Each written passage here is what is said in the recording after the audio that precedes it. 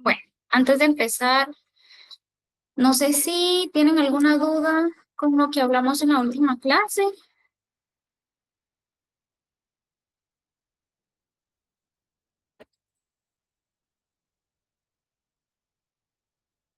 Si no, seguimos en donde nos quedamos. Y al final hacemos el corto, ¿ok?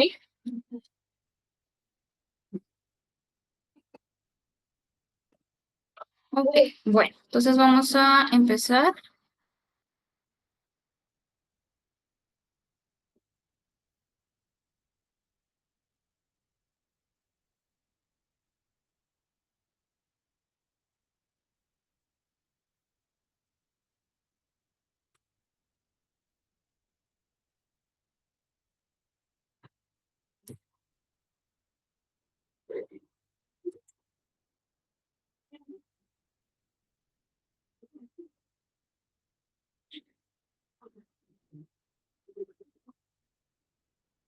Ok, ven ahí mi pantalla, ¿sí?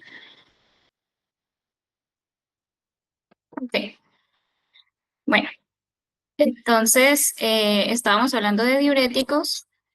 Vamos a ver diferentes tipos de diuréticos y el primero que vamos a ver son llamados diuréticos osmóticos, ¿sí? Solo por el nombre osmóticos ya nos vamos a dar una idea de cómo van a funcionar, ¿sí? Los diuréticos osmóticos van a funcionar, más que todo son fármacos que los podemos ver como solutos muy concentrados, ¿ok? ¿Qué creen que va a pasar en el riñón si yo vengo acá? Si ven mi flechita, ¿verdad? Para no estarles poniendo el puntero porque me tardo en activarlo y desactivarlo, pero creo que sí ven mi flechita. Ok, bueno.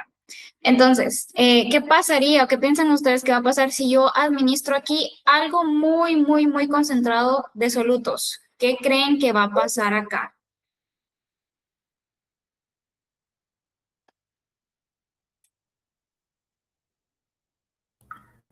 A jalar líquido. Va a jalar líquido, ¿ok? Muy bien. Entonces, si yo administro algo muy concentrado, va a empezar a jalar líquido, ¿ok? Los diuréticos osmóticos, más que todo, pues los vamos a dar por vía parenteral. ¿Eso qué quiere decir? Que yo lo voy a administrar, por ejemplo, en la vena. Y si yo me administro, me canalizo y me administro una solución muy concentrada, ¿será que ese efecto osmótico va a llegar a tener, digámoslo así, efecto solamente en el riñón o va a empezar a tener ese efecto osmótico desde que empieza a estar en mi vaso sanguíneo y va recorriendo mi cuerpo?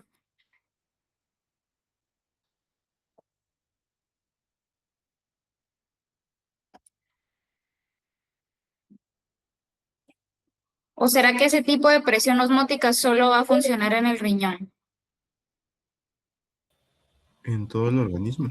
En todo el organismo, ¿verdad? Ok.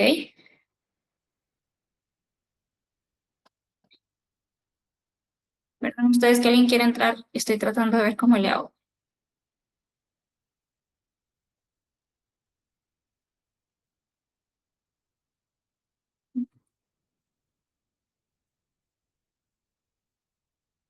Ok, muy bien.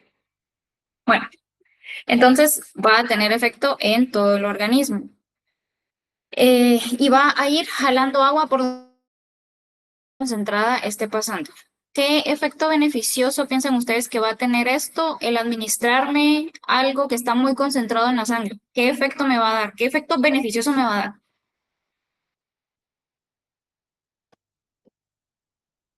Va a jalar líquido del intersticio. Ok, va a jalar líquido del intersticio. ¿Y en qué casos me va a servir eso? En casos en que tengo ya sea inflamación o tengo edema, ¿sí? Entonces, el área donde tenga de repente alguna inflamación va pasando esos vasos sanguíneos con ese fármaco con muchos solutos, pues van a empezar a jalar agua hacia ese vaso sanguíneo, ¿ok? Lo mismo va a llegar a pasar en el riñón, ¿ok? Muy bien. Entonces, eso es lo que estamos hablando, ¿verdad? Al final de que pasa por mi cuerpo va a llegar igual también al riñón. Aquí va a ir este medicamento que va a ir muy, muy, muy concentrado. ¿Y qué va a estar haciendo en las partes que sí son permeables al agua? Va a empezar a jalar agua, ¿verdad? De lo que esté en el intersticio y de lo que esté en el vaso, hacia adentro del lumen tubular. Al final, pues aumentando la cantidad de orina, ¿verdad? Okay. ¿Qué generalidades vamos a tener? Van a ser diuréticos fuertes. Solo con el nombre y con ahorita que entendimos qué es lo que van a hacer, estamos viendo que es algo que va a ir jalando agua por donde sea que pase. Entonces son diuréticos que son fuertes. Su mecanismo de acción son compuestos hiperosmolares. La palabra hiperosmolar quiere decir que son muy concentrados y que se van a filtrar libremente por el glomérulo y no se reabsorben. ¿Qué quiere decir eso? O sea, pasaron aquí arribita por el glomérulo, entraron aquí al lumen tubular y no van a regresar a la sangre, ¿sí? Sino que se van a quedar acá, siguiendo con ese efecto de seguir jalando agua a esto, miren. Aumentan la presión osmótica dentro del túbulo, evitando la reabsorción de agua, aumentando la diuresis. Afectan también la osmolaridad del plasma. ¿Qué va a pasar cuando yo me administre eso en la sangre y estén todos esos solutos jalando agua? ¿Cómo va a estar mi volumen sanguíneo? ¿Se va a quedar igual? ¿Va a ser menos o va a ser más?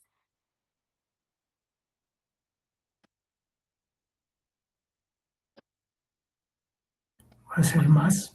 Va a ser más, ¿ok? Eso sería una hipervolemia, ¿ok?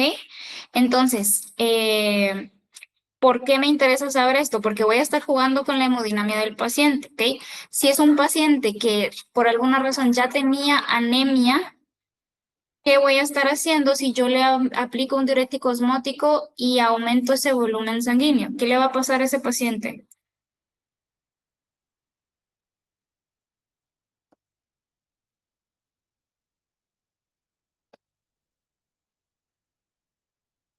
Le voy a Aumenta la estar, presión hidrostática. ok, sí, pero digamos en el cuadro de la anemia le voy a estar diluyendo más la sangre, ¿sí o no?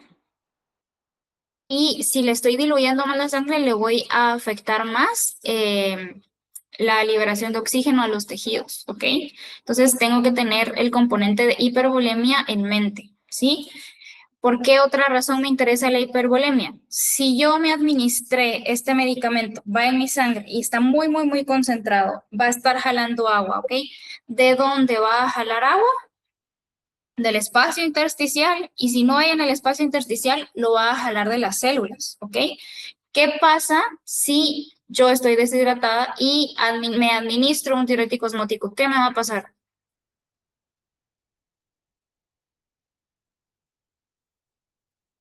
Me deshidrato más. Me voy a deshidratar más, ¿verdad? Exactamente. Ok. El efecto va a durar de media hora a hora y media y son farmacológicamente inertes. ¿Qué quiere decir farmacológicamente inertes? Que no se van a metabolizar, así como entraron, así van a salir.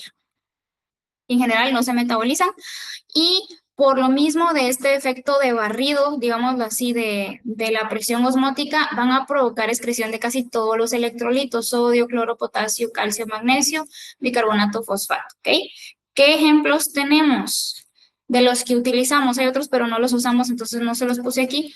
Manitol y solución salina hipertónica, ¿ok? Entonces recordemos que son diuréticos fuertes. Ok, vamos a hablar del manitol primero. Su administración debe ser intravenosa lenta, nos tenemos que tardar entre 15 a 30 minutos y su distribución va a ser amplia. Se elimina rápidamente y va a aumentar la presión osmótica en los vasos sanguíneos, atrayendo agua hacia los mismos, provocando hipervolemia. Eso es lo que acabamos de explicar.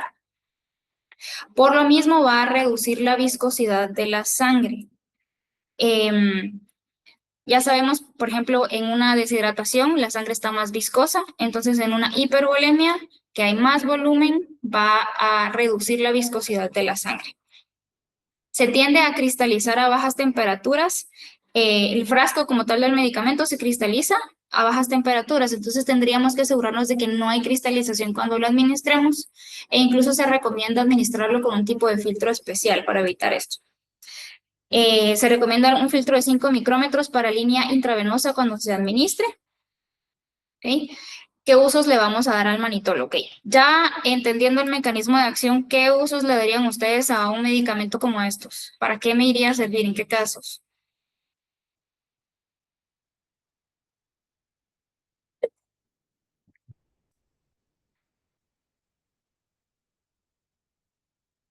Edemas.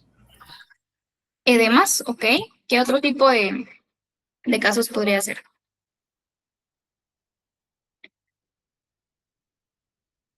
Intoxicaciones, ok. Si tengo un paciente que se intoxicó y yo quiero, no es el término correcto, pero es para que me entiendan, flushearlo, digámoslo así, le puedo meter un diurético osmótico y todo se va a ir barriendo, ¿ok? Entonces va a orinar más rápidamente lo que sea que está en su circulación sistémica, ¿sí? Ok. Usos puede ser también para edema cerebral, para disminuir la presión intracraniana en casos de glaucoma. Va a favorecer la eliminación de sustancias como aspirina, barbitúricos y etilenglicol. Puede tener un efecto nefroprotector. ¿Por qué será que tiene un efecto nefroprotector? Acabamos de decir que este medicamento está muy concentrado, va a ir pasando por todo mi cuerpo, jalando agua, ¿sí? Para cuando llegue al riñón, va a llevar bastante agua, o sea que le va a llevar mucha perfusión, mucha irrigación al riñón. Si era un paciente que estaba teniendo problema con su filtración, entonces vamos a aumentar el índice de filtración llevándole más riego, ¿ok? Más flujo. Sí, sí, don Juan. Sí, doctora, mire, eh, se usa para glaucoma, dice. Eh, ¿Nos podría ampliar un poquito la explicación del glaucoma, por favor? Ok. El glaucoma es cuando no tengo un buen drenaje en el ojo. O sea, no sé, bueno, sí, ya tuvieron que haber visto anatomía del ojo, ¿ok? Pero tenemos el humor acuoso y el humor acuoso normalmente se está produciendo y se está eliminando, ¿ok? Cuando tenemos algún tipo de problema en esa circulación y no se puede drenar ese humor acuoso, se empieza a acumular aquí en el ojo, ¿sí? Se puede llegar a acumular tanto porque el cuerpo lo sigue produciendo, el problema es que no se está eliminando, ¿sí? Se puede llegar a producir tanto que empieza a dañar el ojo, obviamente provocar dolor, puede provocar ceguera, daño en el nervio, ¿ok? Entonces lo que va a hacer un diurético osmótico, como va a llegar por todos los vasos sanguíneos, es simplemente drenar, ayudar a drenar por la misma presión osmótica, ¿sí? No sé si me entendió así. Sí, doctora, es que eh, le comento algo por lo que lo relacionaba. Yo relacionaba el glaucoma con la presión intraocular. Eh, yo tengo cierta predisposición al glaucoma y es lo que me revisan cada vez que voy con el oftalmólogo. Lo que no lograba relacionar era la, la, la presión intraocular con la formación de edema, pero ahorita ya me lo explicó. Gracias. Ok, muy bien. Sí, Eduardo, ¿tienes tu mano levantada? Sí, recuerdo que en histología, cuando vimos anatomía del ojo, el glaucoma específicamente es en la cámara anterior del ojo, ¿verdad? Sí. Y es porque, ahí sí no nos explicaron, pero era porque en el conducto de Schlemm, creo, sí, conducto de Schlemm, se cerraba o se obstruía. Eso es lo que no nos explicaron. Ok. Em, Depende porque es que hay varias razones o causas, ¿verdad? Una podría ser alguna predisposición genética, otra podría ser cualquier tipo de enfermedad que te provoque vasculitis, te puede llegar a obstruir ese drenaje. Entonces, pues allá entran varias, por ejemplo, diabetes, por eso es que a veces se quedan ciegos los pacientes con diabetes, ¿verdad? O de repente, pues algún tipo de tumor que pueda estar por ahí obstruyendo esa circulación. Ujú. Puede ser cualquiera de esas. Ok, gracias. Ok, bueno. Ok, entonces acá dijimos que tiene un efecto nefroprotector cuando evita acumulación de toxinas en el líquido tubular, eso sí hay alguna intoxicación. Incrementa el riego sanguíneo en el riñón, incrementando la filtración glomerular, protegiendo de la isquemia. Disminuye la resistencia vascular y la viscosidad sanguínea, eso hace que llegue más rápido la sangre al riñón. Y no se va a utilizar en estados anúricos. ¿Qué quiere decir un estado anúrico? ¿Ya saben ese concepto o no? Que no está orinando. Que no está orinando, ¿ok? Vean, ¿qué sentido tendría yo darle un diurético, cualquier tipo de diurético a un pobre animal que no está orinando? No tiene sentido, ¿verdad? Entonces, en ningún paciente que no esté produciendo orina, vamos a dar un diurético, ¿ok? ¿Y por qué un paciente no va a estar produciendo orina? Puede ser porque está obstruido, ¿sí? Entonces, por más diuréticos que le ponga, no va a orinar. Si tiene algún tipo de enfermedad renal, por ejemplo, ya necrosis renal, pues no hay manera de que ahí se vaya a formar orina, ¿sí? Entonces, no se va a utilizar en estados anúricos, esto aplica para todos los diuréticos, por ejemplo, necrosis renal, obstrucciones urinarias o glomerulonefritis. Si el glomérulo, que es el principal, cuando empieza a llegar el riego sanguíneo, está muy inflamado, pues va a costar que filtre bien, ¿verdad? Entonces, no vamos a estar produciendo suficiente orina. ¿Ok? Estas son las dosis, vean que tenemos dosis para diferentes especies, ¿sí? Y en general, pues el fármaco nos viene a 25% y la dosis nos las dan en gramos por kilogramos, entonces pues ahí ya podemos hacer nuestra conversión, ¿verdad? ¿Ok? Otro diurético osmótico que tenemos es la solución salina hipertónica al 7.5%. ¿Cuánto es, qué número tiene la solución salina normal?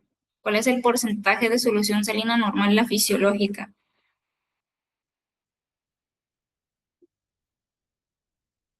Eso ya lo tendríamos que saber. 0,9 o 9. 0.9, muy bien. Si no se lo saben, apréndanselo. Eso sí, ya se lo tendrían que saber de memoria, ¿ok? Entonces, si la solución salina normal, fisiológica, isotónica, es del 0.9%, pues una hipertónica, que es la más común que utilizamos, está al 7.5%, ¿sí? Y lo que tiene, pues, es solo cloruro de sodio, no tiene nada más. O sea, que es un suero, digámoslo así, muy concentrado en sodio. Usos que le damos a la solución salina hipertónica: se utiliza como neuroprotección, se utiliza en enfermedad de disco intervertebral o traumas medulares, ¿sí? Aquí más que todo es por lo mismo de que estoy dando una solución muy concentrada y por donde sea que estén pasando sus vasos sanguíneos, de repente hay una inflamación en ese lugar y van a, digámoslo así, chupar la inflamación o el líquido exagerado que está produciéndose ahí, regresarlo al vaso sanguíneo para que ya sea el tejido cerebral o los discos intervertebrales no estén siendo lastimados o comprimidos por esa inflamación. El uso como tal de diurético en sí no es tan común, más que todo es para neuroprotección o traumas. Se puede utilizar solo por el mecanismo de acción que tiene y podríamos utilizarlo en prolapsos si lo administramos de manera tópica. Por ejemplo, en parafimosis, en prolapsos vaginales o en prolapsos del recto, ¿sí? Tendría el mismo fundamento como cuando les dicen, o no sé si ya lo han escuchado, que se le ponga azúcar cuando hay algún tipo de prolapso, no sé si ya lo han escuchado, o tal vez lo van a hacer más en mayores porque a veces están en el campo, ¿verdad? Pero aquí, pues, podemos utilizar una solución hipertónica, ¿sí? Y obviamente, pues, esta está estéril, entonces sería mejor, ¿verdad? Nos va a servir como algo que se llama reanimación de pequeño volumen, ¿sí? Ya dijimos que cuando yo administro un diurético osmótico, lo primero que va a pasar es que yo voy a aumentar el volumen sanguíneo, eso es una hipervolemia, ¿sí? Pero también le puedo decir que es un expansor de volumen, porque me está aumentando mi volumen sanguíneo. En un paciente que tal vez está crítico, muy deshidratado, séptico, puedo administrar una solución hipertónica y darle esa expansión de volumen para que haya mayor distribución de oxígeno a sus tejidos, y eso se llama reanimación de pequeño volumen, ¿sí?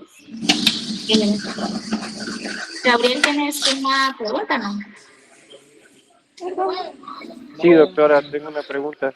¿Cómo es que una solución hipertónica o así con azúcar puede ayudar a un prolapso. No logro entenderla.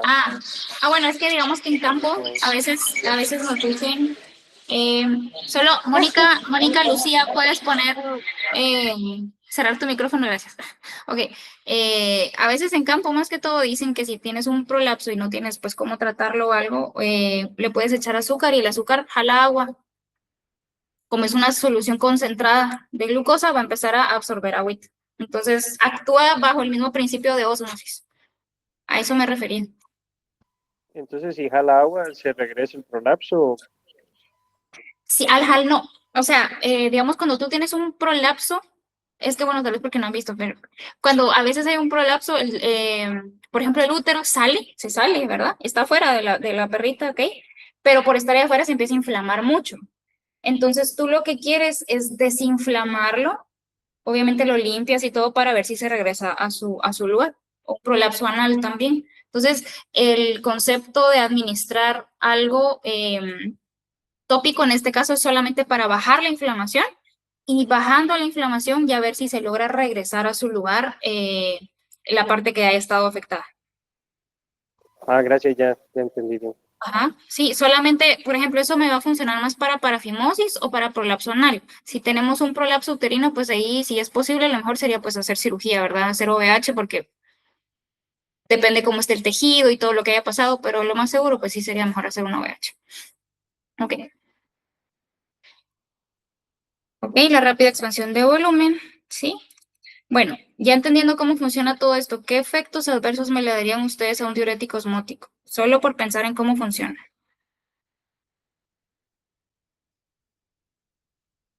Deshidratación severa. Exacto, deshidratación severa, muy bien. Y si yo no entiendo cómo funciona el diurético osmótico, solo voy y le pongo el diurético y el pobre animal se deshidrata mucho más, ¿sí?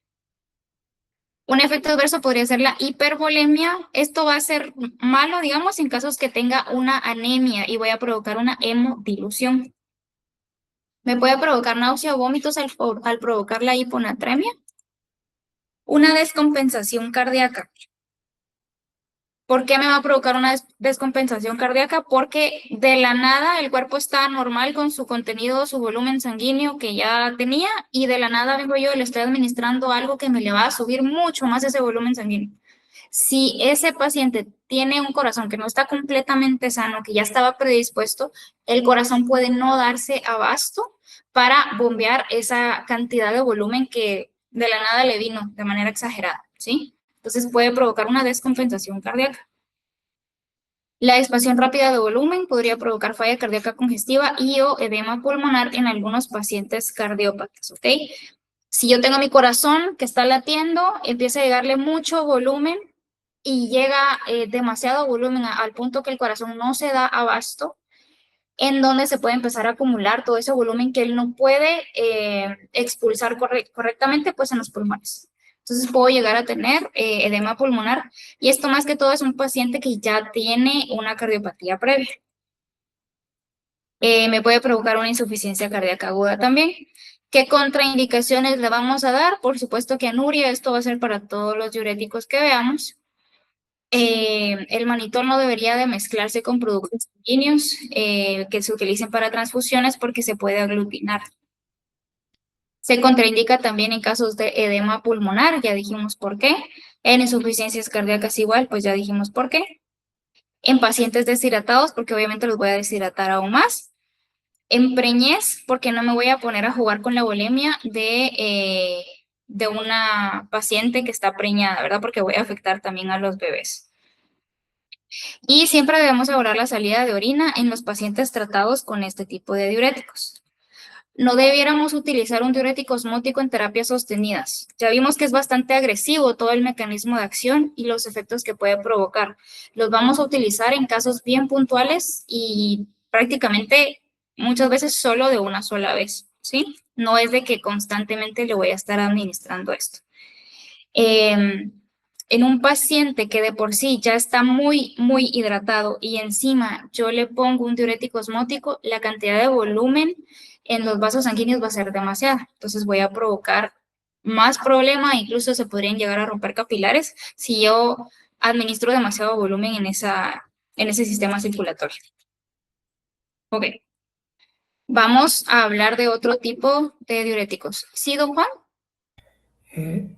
Logro entender que estos osmóticos básicamente son de aplicación intravenosa, doctor. Sí, son de aplicación intravenosa.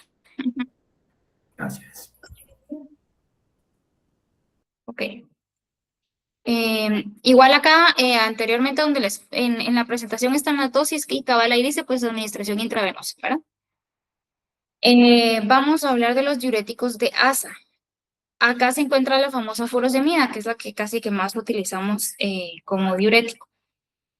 Entonces, los diuréticos de ASA, como su nombre lo indica, van a actuar en el asa de Henle, ¿sí? Y principalmente en la rama ascendente. Son diuréticos bastante fuertes, igual el anterior también era fuerte, los diuréticos osmóticos y los diuréticos de ASA también son fuertes, son de los más comunes y los más prescritos. Vean que presentaciones tenemos el Dirulan, furosemida, este es de uso humano, igual el Lasix, pero también lo podemos utilizar. Acá están las dosis. El mecanismo de acción. ¿Se recuerdan que les dije al inicio que lo que vamos a estar haciendo en general con los diuréticos es jugar con el sodio, ¿sí? Jugar con el sodio para que haciendo que yo no reabsorba sodio, y ya dijimos que reabsorber es que si algo está aquí se vaya a la circulación sistémica, ¿verdad? Entonces voy a estar bloqueando la reabsorción de sodio. Al bloquear la reabsorción de sodio, pues también bloqueo la reabsorción de agua. Entonces, en este caso vamos a bloquear un transportador aquí, pero ese transportador no es únicamente de sodio, sino que también es de cloro y de potasio. Entonces, termina afectando no solamente el sodio, sino también el cloro y el potasio, ¿sí? Y de manera secundaria también llegó a afectar a otros electrolitos. Entonces, su mecanismo de acción es a nivel del asa ascendente gruesa de Henle, bloquean un transportador de sodio, cloro y potasio, evitando su reabsorción, o sea, que no se vayan a la circulación sistémica, o sea, que se eliminen. Y también, por lo mismo, van a favorecer la eliminación de calcio, de magnesio, de hidrógeno, de amonio y de bicarbonato. Con esto van a inhibir la reabsorción de un 25% de sodio en el asa ascendente de Henle. ¿Sí? Tenemos a la furosemida, tenemos al ácido etacrínico y bumetanida. Pero más utilizados furosemida. Su absorción oral es del 60%, según la proteína es de un 95%.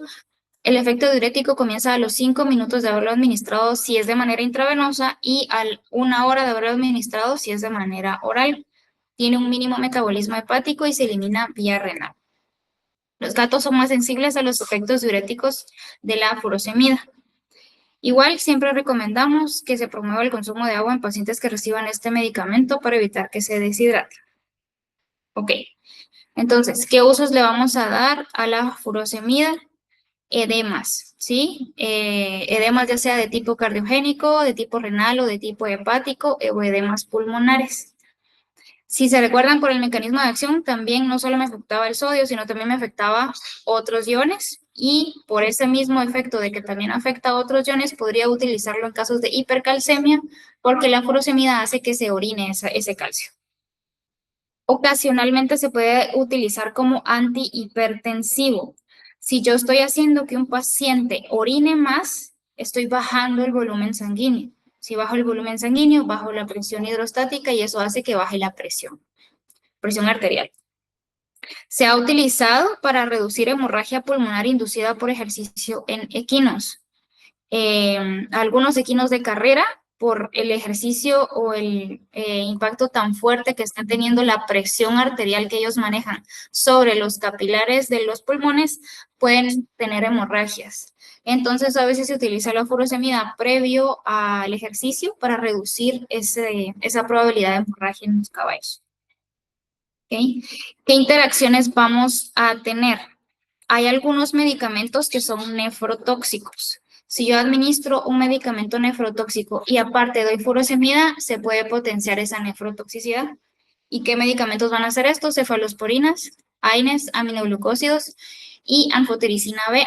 Anfotericina B es un antimicótico que casi no se utiliza por sus efectos adversos, pero es un antimicótico. Tenemos que tener cuidado en pacientes que sabemos que son alérgicos a las sulfonamidas, que son un tipo de antibióticos, porque tienen una estructura similar a la furosemida. Entonces, si un paciente es alérgico a la sulfonamida, es muy probable que vaya a ser alérgico también a furosemida. Los aminoglucósidos ya los vieron, pero por si no lo sabían, son ototóxicos, tienen afinidad por el epitelio a este nivel. Entonces, si yo doy un aminoglucósido y doy una furosemida, la furosemida puede también alterar el transporte de iones al nivel del oído y se puede potenciar la ototoxicidad si lo doy con este tipo de antibióticos. Los glucocorticoides, o sea, los esteroides como dexametasona, prednisona, prednisolona, pueden favorecer la pérdida de potasio y aparte este diurético también favorece la pérdida de potasio, entonces puedo perder demasiado potasio en el paciente. Si pierdo demasiado potasio, puedo tener arritmias y acá también me lo dicen con los digitálicos, no los hemos visto, pero ya los vamos a ver y ya van a entender por qué no se dan junto con la furosemida. ¿Okay? Y los IECAs son medicamentos que se utilizan para tratar la presión alta, son inhibidores de la enzima convertidora de angiotensina, lo vamos a ver más adelante. Pero si damos furosemida y aparte damos un IECA, podemos bajar demasiado la presión, ¿sí? Ok. ¿Sí, don Juan? ¿Se podría regresar a la presentación anterior? Sí, mire, dice que se puede usar cuando hay hipercalcemia, Ajá. pero si no hay hipercalcemia y se utiliza, logro entender que puede ocasionar hipocalcemia también. Sí.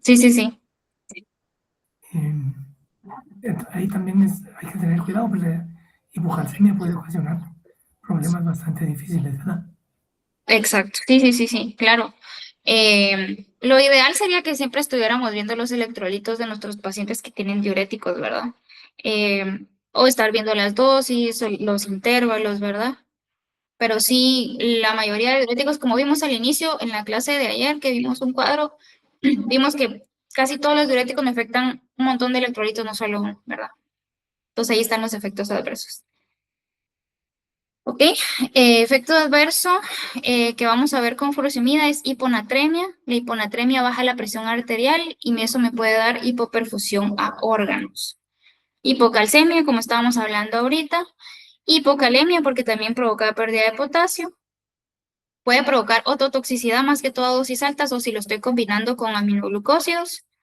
Puede provocar depresión de médula ósea, esto es raro, pero puede llegar a pasar y se va a traducir con ver anemia o leucopenia.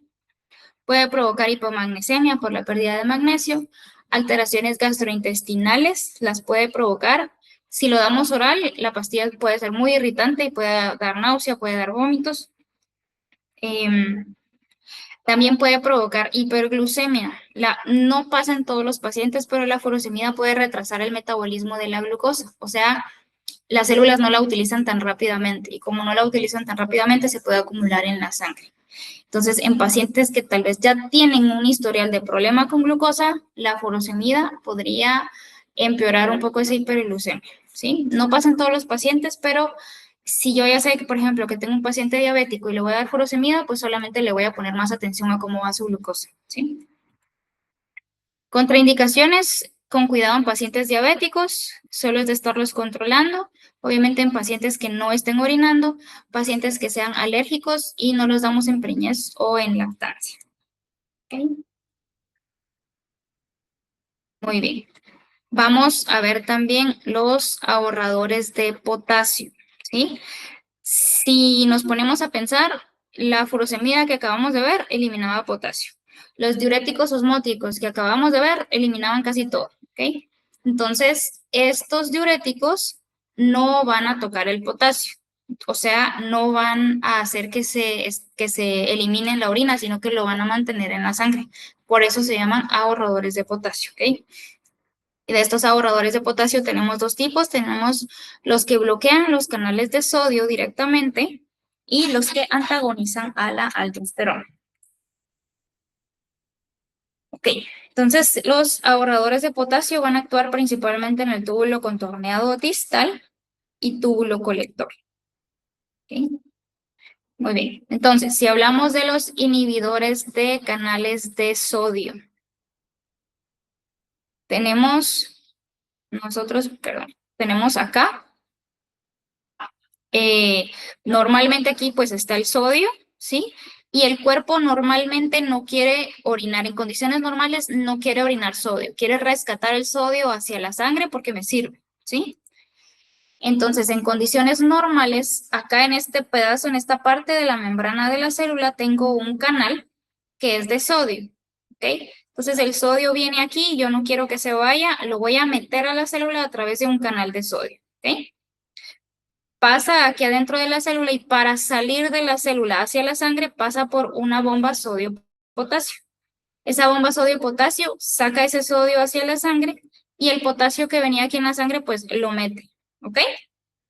Entonces, eso pasa en condiciones normales. Yo tengo sodio en mi lumen, no quiero orinar el sodio porque el sodio me sirve mucho en el cuerpo, entonces lo quiero reciclar, lo quiero regresar a la sangre. Va a pasar por un canal de sodio que está aquí en esta membrana, pasa dentro de la célula y para meterlo a la sangre voy a usar una bomba sodio-potasio, que va a meter el sodio a la sangre y va a sacar un potasio de la sangre hacia el lumen, ¿ok? ¿Qué pasa si yo bloqueo el canal de sodio? Como dice aquí, estos fármacos lo que hacen es que inhiben ese canal de sodio. Si está el sodio aquí y yo le bloqueo su entrada a esta célula, pues obviamente no se va a reabsorber a la circulación sistémica y se va a quedar acá, ¿verdad? Y el potasio, que normalmente yo iba a utilizarlo para hacerlo de intercambio, para que él se metiera al lumen y el sodio entrara a la sangre, pues ya no va a pasar ese intercambio. Entonces el potasio se queda en la sangre. Por eso es un ahorrador de potasio e inhibe la reabsorción de sodio. ¿Ok? Así es como funciona el inhibidor de los canales de sodio. Esto que está aquí es lo mismo que ya les expliqué. ¿Sí? Ok, entonces, ¿cuáles diuréticos tenemos que bloquean los canales de sodio? Tenemos amilorida y triamtereno.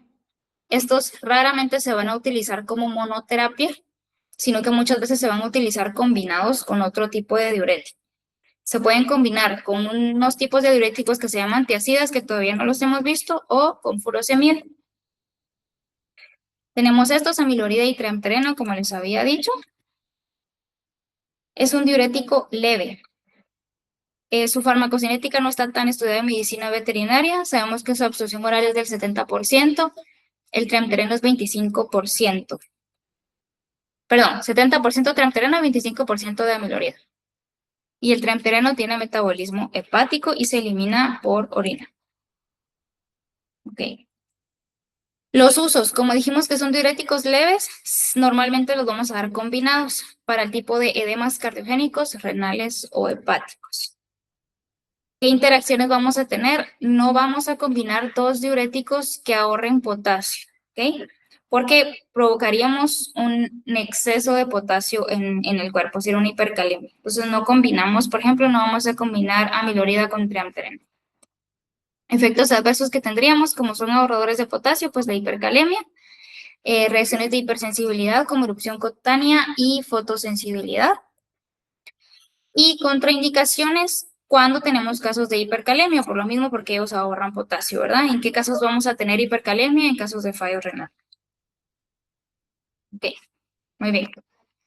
Entonces, vamos a hablar también de los antagonistas de aldosterona. ¿Alguien se recuerda qué es la aldosterona? Es una hormona que es parte del sistema renina-angiotensina-aldosterona que ayuda a que no bote agua al organismo. Que no elimine agua al organismo. Creo. Ok, bueno, ahorita lo vamos a ver. Okay. Normalmente la aldosterona, ¿sí? Ahorita lo vamos a ver igual en esto del sistema de renina-angiotensina-aldosterona, porque para cuando llegamos aquí, no muchos se acuerdan de qué es ese sistema, ¿ok? Ese sistema se activa cuando tengo baja presión o baja osmolaridad. Y a través de varios mecanismos, que igual los vamos a repasar en un rato, yo hago que el cuerpo retenga sodio, ¿sí? Porque quiero subir ese volumen sanguíneo. Entonces, la aldosterona se va a liberar cuando yo tengo bajo volumen sanguíneo y al final su mecanismo o por cómo es que lo va a hacer es reteniendo sodio. En el caso de utilizar diuréticos, yo quiero lo contrario. Yo no quiero retener sodio, yo quiero eliminarlo. Entonces puedo bloquear el efecto de la aldosterona y entonces ya no se retiene sodio, sino que se elimina.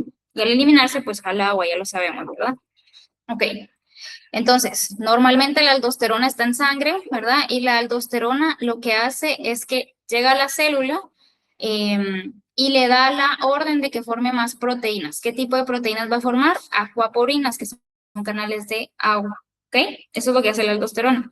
Si yo bloqueo la acción de la aldosterona que viene en la sangre, pues esta célula no va a formar acuaporinas, entonces no se reabsorbe agua, ¿ok? Así es como funciona un antagonista de aldosterona. Son inhibidores competitivos de la aldosterona y su efectividad depende de los niveles iniciales de aldosterona. O sea, si no tengo aldosterona, no tengo a nadie a quien bloquear. Entonces, depende de los niveles iniciales de aldosterona. Aunado al hecho de que la mayor parte del sodio ya fue reabsorbida en otras partes de la nefrona. Entonces, no son tan fuertes como otros diuréticos. Son diuréticos leves. Por lo mismo, generalmente lo vamos a combinar con otro tipo de diuréticos. Su farmacocinética, tenemos absorción oral 50%, mejora a un 90% cuando lo damos con comida, según la proteína es un 98%, y se elimina por heces y orina. El más común que nosotros utilizamos es la espironolactona. Aquí está la dosis. El metabolito activo de la espironolactona es la canrenona. ¿Sí? Muy bien. ¿Qué usos vamos a tener? Como dijimos que es un diurético leve, se utiliza en combinación y se utiliza para fallo cardíaco, para cirrosis hepática, fallo renal o ascitis severa. Me puede servir como un cardioprotector. El efecto de cardioprotector más que todo es porque me ayuda a bajar la presión, ¿sí? Y esa misma presión baja pues ayuda a que el corazón no esté tan afectado. También lo damos en casos de hipertensión, que es lo mismo que acabo de decir, en pacientes que no responden a otros diuréticos, por ejemplo, en fallos cardíacos congestivos. Acá donde dicen pacientes que no responden a otros diuréticos, me lo van a entender mejor ahorita que les explique algo que se llama freno diurético, ¿sí? Lo vamos a explicar al final. Y van a entender por qué utilizamos los antagonistas de aldosterona cuando un paciente no me responde a otros diuréticos. Lo podemos combinar con tiazidas o con diuréticos de asa, que sería furosemida, para evitar perder tanto potasio. Efectos adversos: hipercalemia, hiponatremia, alteraciones gastrointestinales, dermatitis facial ulcerativa en gatos. Esto es muy raro, pero se vio que se puede provocar con la administración crónica en los gatos. Y contraindicaciones cuando tenemos fallo renal, porque ahí tenemos hipercalemia. ¿Ok? Muy bien. No sé si tienen alguna duda hasta ahorita. Entonces, estos van a invitar que la hormona haga su efecto solamente. Ese sería como su mecanismo. Exacto, eso es todo lo que hacen. Bloquear el efecto de la hormona. Ujú. Doctora, disculpe, ¿en qué proporciones se puede combinar con las tiazidas? Fíjate que ya vienen las formulaciones comerciales. Normalmente no nos ponemos nosotros a mezclarlos, entonces no te lo sabría decir, pero ya vienen formuladas. Ajá. Entonces la espirolactona viene con alguna tiazida así en conjunto. Fíjate que lo que más utilizamos, que es el cardial, no es una tiazida con el que viene, sino que es con un IECA. Ahí es donde más utilizamos la espironolactona, con el famoso cardial, que es lo que normalmente, o no normalmente, pero que en muchos casos de cardiopatía se deja. Y ahí ya viene combinada el enalapril, que lo vamos a ver más adelante, y la espironolactona. Ajá. Ah, de acuerdo, gracias, doctora. ¿Sí, don Juan? Sí, doctora, mire, yo también observo que con esto de los diuréticos y los distintos tipos de diuréticos, como decíamos antes, lo que no se va en lágrimas se va en suspiros. Lo que no tiene un efecto adverso tiene otro, y lo que es beneficioso en uno es, a lo que quiero llegar es que como que cada uno de estos tiene su aplicación específica en determinada patología. Así es, así es. Entonces, no sé si en algún momento vamos a tener algún resumen de cuándo se prefiere utilizar uno en contra de otro. Ok, sí, sí. Ustedes la otra semana empiezan a ver enfermedades del sistema cardiovascular en medicina. Entonces, ahí van a ver algunos usos de los diuréticos, algunos usos de los antihipertensivos en los contextos de las enfermedades como tal. Entonces, lo estamos viendo ahorita y va a ser más fácil para ustedes cuando ya lo vean en la clase de medicina, ¿sí? Pero una manera tal vez como para simplificarlo es primero saber qué tiene mi paciente. Siempre tengo que saber qué tiene mi paciente. No vamos a estar tratando pacientes a ciegas, ¿sí? Y segundo, dependiendo de qué tenga mi paciente, si necesito un diurético leve o necesito un diurético moderado o necesito un diurético muy fuerte, ¿sí? Eh, los osmóticos más que todo van a ser en casos de traumas, ¿sí? O inflamaciones como edema cerebral. De ahí nos quedan pues los demás, vemos qué tan grave es lo que tiene mi paciente, si necesita un diurético muy fuerte, si está teniendo un edema pulmonar que no puede ni respirar o no puede hacer el intercambio gaseoso, pues no le voy a dar solamente un antagonista de la aldosterona que es muy leve, ¿verdad? O sea, tengo que ver qué tiene mi paciente y en base a eso elegir si necesito un diurético que actúe rápido o un diurético que no sea tan fuerte. Si es un paciente que tal vez solo tiene hipertensión, podría utilizar espironolactona, tal vez no es una hipertensión muy fuerte. O sea, tengo que ver qué es lo que tiene mi paciente y el efecto del diurético. Y siempre con el diurético que yo ponga, en la medida de lo posible, estar viendo los electrolitos. O si yo ya sé qué diurético le vi, estar monitoreando los signos del efecto adverso que yo sé que pueda tener, ¿verdad? Si no tengo algún medio de diagnóstico o pruebas bioquímicas para hacerle, ¿verdad? Sí, gracias, doctora, pero le voy a hacer un comentario. Ayer le comenté que a mi perro, cuando comenzaba con síntomas de Cushing, le diagnosticaron ascitis, Ajá, y lo que le dejaban de medicamento, así sin saber exactamente de dónde le provenía la ascitis, era diurético. claro. Así a lo gorila, como dicen en agronomía, cuando hacen cosas así sin mucho conocimiento, dicen que es el método gorila. Pues algo Sí. parecido estaba haciendo el médico. Decidimos no dárselo eh, porque no le mirábamos ninguna mejoría al perro, ¿verdad, doctora? Claro, sí. Sí, lo que usted menciona es bien importante, y ojalá que todos los que estamos recibiendo las clases con ustedes, nos lo metamos a la cabeza. Muchas gracias. Bueno, está bien, don Juan. Ok, bueno, les voy a pasar, o no sé si alguien tiene alguna otra duda, si no pasamos al corto.